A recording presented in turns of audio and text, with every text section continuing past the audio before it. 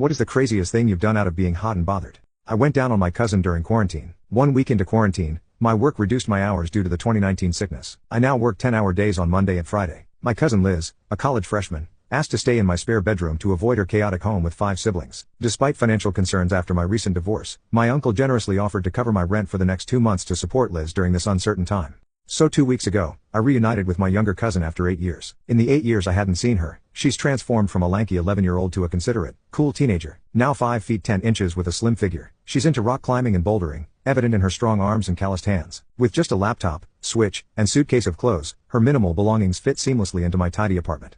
Before Liz arrived, I expected awkwardness, but we discovered surprising commonalities. Our shared interests in music and board games made our time enjoyable. Even on days of comfortable silence, we didn't mind. Movie nights became a routine. We'd each pick a film, make dinner around 6, and then swap roles. Liz's presence in the kitchen was a highlight, as my ex-wife's culinary preferences differed. Liz and I shared a love for home-cooked meals, and our nightly dinner preparations became special moments. However, I found myself drawn to her, reminiscent of moments with my ex-wife. I caught myself just staring at the back of her neck, her hair tied up while she focused on some mundane task like chopping up an onion and resisting the urge to gently kiss her on the shoulder. Last Monday, I sensed Liz might be interested in me. After the first movie, she walked into the living room post-shower, wearing just a towel, and asked about the pizza. My attempt at composure failed as I awkwardly replied, "I'd like to lie to you and say that I kept my surprise hidden and acted as if there wasn't a mostly unclothed 18-year-old suddenly standing in front of me, but after looking her up and down, my gaze lingering too long, Liz just smirked, gave me a crooked smile, and walked back to the bathroom saying, 'Well, it smells really good.'" After regaining my composure, I found her in a hoodie and shorts, staring at her phone.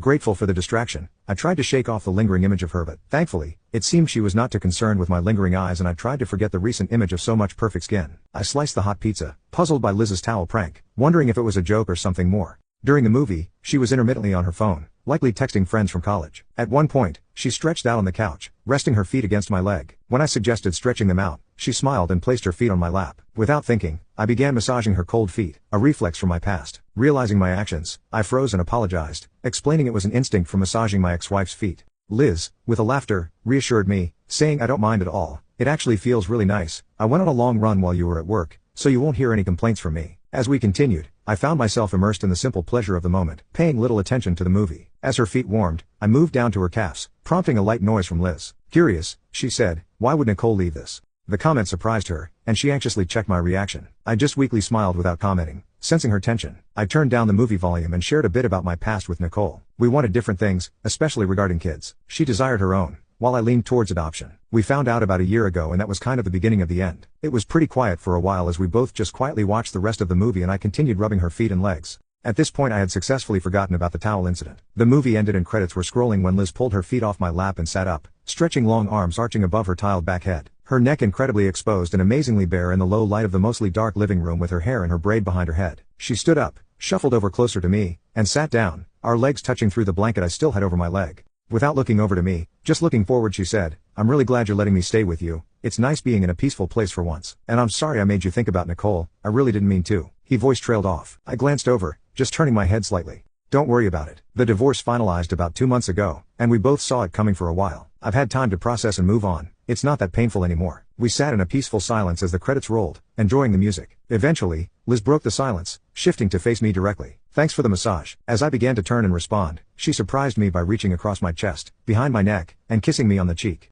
Her warm lips and the unexpected touch sent a cool fire down my legs. After a brief moment, she lingered, searching for a reaction. Sensing the need for space to make a good decision, I gently moved her hands off my neck, stood up, and said, "I still need a shower. Mind putting the pizza away?" Liz gave me a sad light of the living room and nodded. I very pointedly did not run to the bathroom, turned the shower on cold, and stripped out of my clothes. I suppose now is a good time to describe what I saw staring back at me in the mirror. I'm about 6 even, keep my head shaved because it started getting thin in high school and got very thin after, and I have a decent beard that I take pretty good care of to compensate. My body shows that I bike to work on nice days, hit the work gym through the winter, and go on the occasional hike, but I also drink too many lattes and really like good pasta. Prime dad bod from what I understand. My quite average pickle had relaxed a little bit from Liz's kiss, but was still resting at about half-mast, hoping for release. I jumped into the shower and turned my chest into the cold water to hopefully knock some sense into my foggy head. Cold showers were not unfamiliar territory, thanks to the apartment's lackluster water heater. It was a habit I picked up, a routine that helped dull my senses and shove thoughts of Liz down a bit. As I began lathering up and conditioning my beard, the knock on the bathroom door announced Liz's presence. She cracked open the door and asked casually, "Mind if I brush my teeth real fast?" With minimal regard for my response, she entered, started brushing her teeth, and then inquired about the cold shower. "Why a cold shower?" she asked. "They help me get to sleep, I fibbed, adding, I'm not sure exactly why. Liz seemed to accept my lame excuse, and after she finished, she left the bathroom. Completing my shower routine, I wrapped myself up in a towel, brushed my teeth, and quietly slipped into the kitchen for a glass of water. Assuming Liz had retired to bed or her room, I found her playing her Switch on the TV with the volume low. Trying to act nonchalant, I grabbed my water, but Liz playfully teased, how the turntables. Her laughter followed me as I walked down the hallway. Despite the cold shower's attempt to wash away the heat of the moment, thoughts of Liz lingered, keeping me awake for at least an hour before I eventually fell to sleep. The next morning, Liz slept in while I cleaned the kitchen and started breakfast by 9. Nearly done, I knocked on her door, but no response. Opening it, I found her still asleep. Gently waking her, I offered breakfast, and she chose to join. After breakfast, unexpected work calls came, and I had to go in. I returned after 9 p.m., stressed and ready for a shower. Liz, still up, offered to warm food while I cleaned up.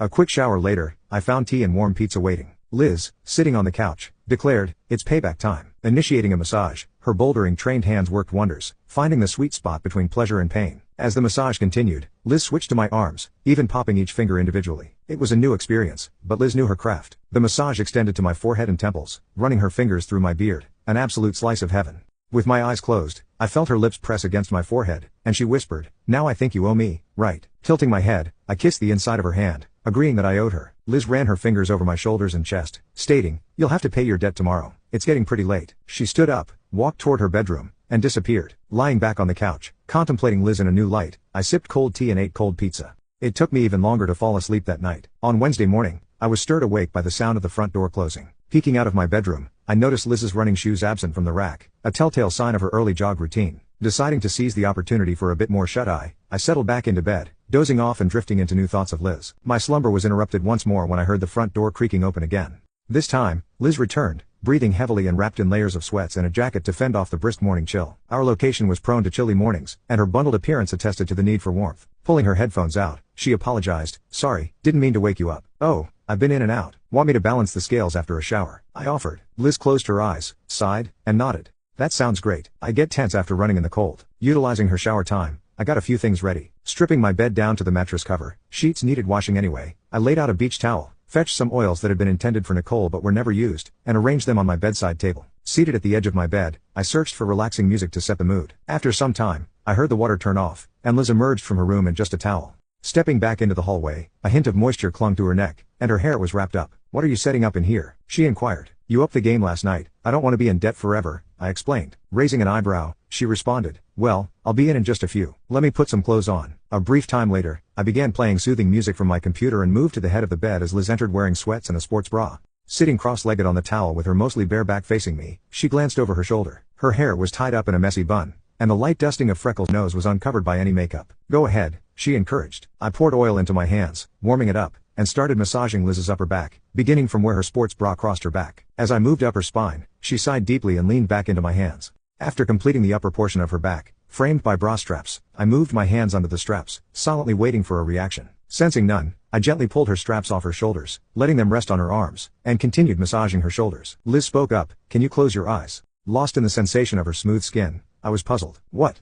Close your eyes. With closed eyes and hands still on her shoulders, I asked, okay, now what? After a while, I felt her pulling her bra off past my hands. I sensed her shifting her weight and making adjustments. It felt like hours, my topless cousin so close while I waited in self-imposed darkness. Okay, open up. Liz lay on her stomach on the towel she had pulled to the side, facing the head of the bed and turned toward me. Bras just get in the way, right? Nervousness tinged her voice, so I tried to reassure her. I laughed. I don't mind at all. They do get in the way, that's for sure. I moved over her, kneeling on her upper legs, and poured more oil into my hands. Remembering the massage in percentages advice, I mentally divided her back into 50 sections and aimed for about 10 seconds per section. Starting low, I worked my fingers into the muscles above her hips, gradually moving lower toward the center of her back and upper spine, adding oil as needed. Pressing into her shoulder blades, the sun cut through the blinds, glistening on her back. Descending to her lower back, I traced her skin gently, grazing the sides of her girls with my fingertips. Her breathing caught, then increased. Liz bounced her legs, asking for another round on her feet and legs. Sure thing. Want to change into shorts, or should I take off your sweats? She loosened her pant string. You can just take them off if that's okay with you. I stood, pulled down her sweats, revealing dark blue panties. As she raised her hips, I removed the pants, tossing them aside. After pouring more oil, I began at her heels, massaging the tendon connection and moving up to the balls of her feet, working oil between each toe. Progressing past her ankles, I massaged her calves from knee to feet, then poured more oil and moved slowly, taking around 2 minutes, from the base of her feet past her calves, behind her knees, along her hamstrings, stopping just below her panties, and massaging back down to her knees. I heard her breathing deepen, indicating she was enjoying it, and